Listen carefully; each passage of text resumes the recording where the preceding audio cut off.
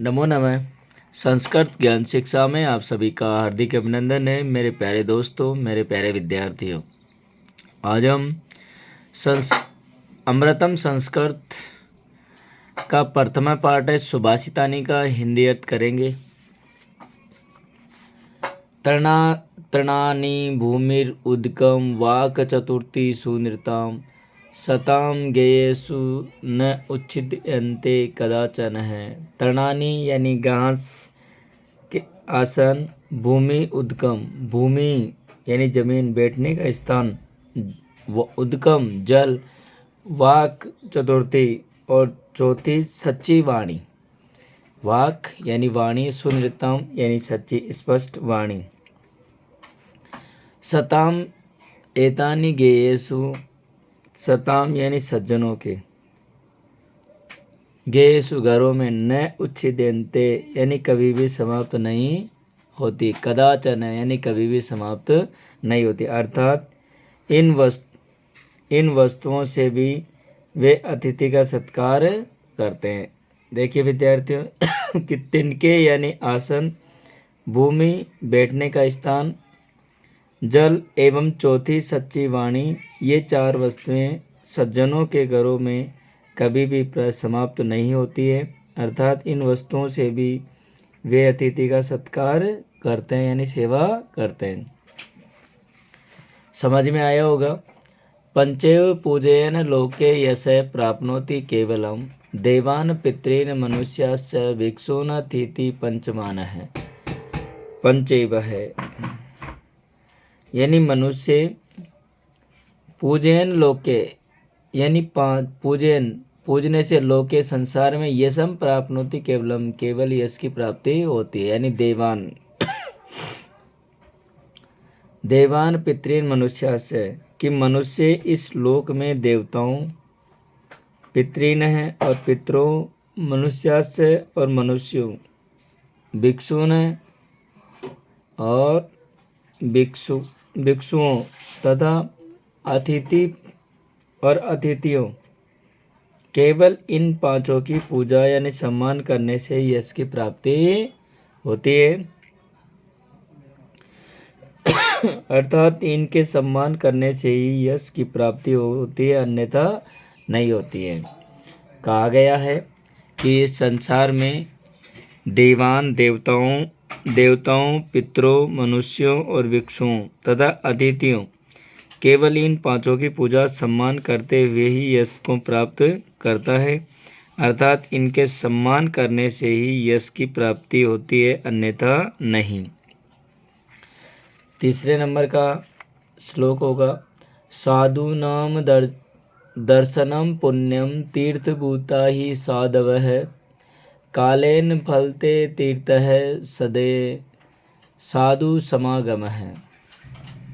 साधु नाम यानी साधुओं सज्जनों के, दर्शन से, पुण्यम यानी पुण्य प्राप्त होता है, तीर्थभूता ही साधव क्योंकि संत साक्षात तीर्थ के समान होते हैं, क्योंकि जो संत है वो साक्षात तीर्थभूता तीर्थ के समान होते हैं। कालेन फलते तीर्थ है, तीर्थ का फल तो एक निश्चित समय के पश्चात प्राप्त हो, यानी कालेन फलते तीर्थ है यानी तीर्थ का जो फल तो वो निश्चित समय के पश्चात मिलता है, लेकिन सदैव साधु समागम है, किंतु सज्जनों की संगति समागम का फल तो तुरंत यानी दर्शन होते ही प्राप्त होता है, अर्थात वे सदुपदेश से हमारे जीवन को प्रकाशित करते हैं। विद्यार्थियों इस काम कैसे याद करेंगे कि साधुओं के दर्शन से पुण्य प्राप्त होता है, क्योंकि संत साक्षात तीर्थ के समान होते हैं, तीर्थ का फल तो एक निश्चित समय के पश्चात प्राप्त होता है, किंतु संतों की संगति समागम का फल तो तुरंत दर्शन होते ही प्राप्त हो जाता है, अर्थात वे सदुपदेश से हमारे जीवन को प्रकाशित करते हैं। आगे मातृवत परदारेषु परद्रव्येषु लोष्टवत आत्मवत सर्वभूतेषु ये पश्यति स पंडित है। मातृवत है जो व्यक्ति पराई स्त्रियों को माता की तरह परद्रव्यसु लोष्टवत है, परद्रव्यसु यानी दूसरे के धन को लोष्टवत है और मिट्टी के डेले के समान तथा आत्मवत सर्वभूतेषु ये पश्यति तथा सभी प्राणियों को अपने समान समझता है, स पंडित है वही सच्चा ज्ञानी होता है। अर्थात पुनः देखना विद्यार्थियों कि जो व्यक्ति पराई स्त्रियों को मातृवत, पराई स्त्रियों को परदारेशु मातृवत, परदारेशु परदारेशु यानी पराई स्त्रियों को मातृवत यानी माता की तरह, परद्रव्येशु लोष्टवत और दूसरे के धन को मिट्टी के डेले के समान, आत्मवत सर्वभूत और सभी प्राणियों को अपने समान समझता है, ये पश्चित यानी जो देखता है, स पंडित है वही पंडित है यानी वही ज्ञानी है।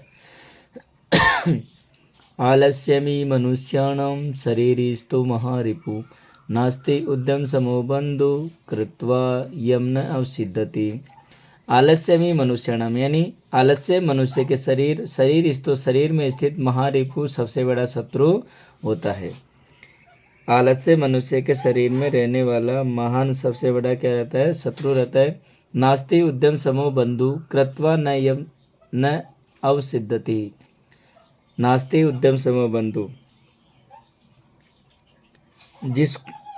जिसको करने से कभी भी दुख प्राप्त नहीं होता है, यानी जिसको करने से कभी दुख प्राप्त नहीं होता है।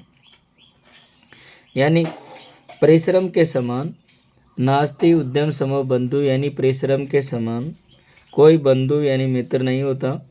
कृत्वा यम न अवसिद्धति जिसको करने से मनुष्य कभी भी दुख प्राप्त नहीं करता है। अर्थात परिश्रम से सदा लाभ ही होता है, हानि कदापि नहीं, जबकि आलस्य व्यक्ति की सदैव हानि ही करता है।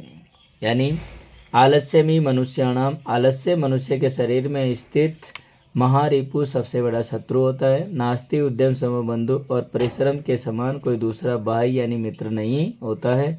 कृत्वा यम न अवसिद्धति और इसको करने वाला कभी भी दुखी नहीं होता है। अर्थात परिश्रम करने वाले को लाभ ही लाभ मिलता है, हानि कदापि नहीं होती है, जबकि आलस्य व्यक्ति की सदैव हानि ही करता है। यस्य नास्ति स्वमेव प्रज्ञा शास्त्रम तस्य करोति किम लोचनाभ्यां विहीनस्य दर्पण किम करिष्यति। यस्य नास्ति जिसके पास स्वयं प्रज्ञा स्वयं की बुद्धि नहीं होती है, शास्त्रम तस्य करोति किम शास्त्र भी उसका क्या कर सकता है। यानी जिसके पास स्वयं की बुद्धि नहीं होती, शास्त्र भी उसका क्या कर सकता है। लोचनाभ्याम विहीनस्य दर्पण किम करिष्यति। लोचनाभ्याम यानी जैसे कि आंखों से रहित अंधे व्यक्ति की दर्पण शीशा किम करिष्यति क्या सहायता कर सकता है। अर्थात शास्त्रों को समझने के लिए भी बुद्धि की आवश्यकता होती है। उद्यमेनि सिद्धन्ति कार्याणि न मनोरथे नहीं सुप्तस्य सिंहस्य परविशन्ति मुखे मृगम। उद्यमेनि सिद्धन्ति यानी उद्यमेन परिश्रम करने से ही कार्याणि कार्य सिद्धयंती सिद्ध होते, न मनोरथे न कि मन में इच्छा करने से, मन में कल्पना करने से।